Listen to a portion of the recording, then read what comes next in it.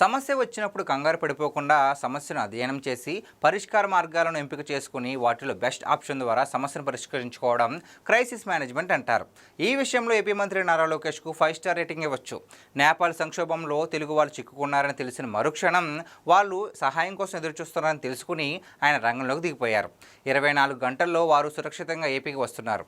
నేపాల్లో తెలుగు వారు చిక్కుకున్నారని తెలిసిన వెంటనే వివిధ మార్గాల ద్వారా మొత్తం ఎంతమంది ఉన్నారో అంచనా వేశారు. వారికి ప్రభుత్వం నుంచి సమాచారం వెళ్లేలా చేశారు.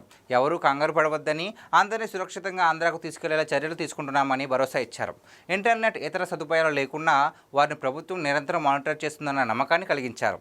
ఏపీ ప్రభుత్వానికి ఉన్న అతిపెద్ద అడ్వాంటేజ్ ఆర్టీజీఎస్. ఎలాంటి పరిస్థితుల్లో అయినా పక్కా సమాచారంతో అక్కడి నుంచి సహాయ కార్యక్రమాలను పర్యవేక్షించవచ్చు.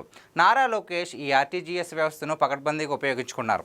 కూటమి సభలో తాను పాల్గొనడం కన్నా నేపాల్లో చిక్కుకున్న ప్రజలకు అండగా ఉండేందుకే ప్రాధాన్యం ఇచ్చారు. లోకేష్ చేసిన ప్రయత్నానికి నేపాల్లో చిక్కుకున్న తెలుగు వాళ్ళు కూడా 5 స్టార్ రేటింగ్ ఇస్తారు. లోకేష్ సంక్షోభ సమయాల్లోనూ సమర్థవంతంగా నాయకత్వం వహించగల సామర్థ్యాన్ని మరోసారి నిరూపించుకున్నారు.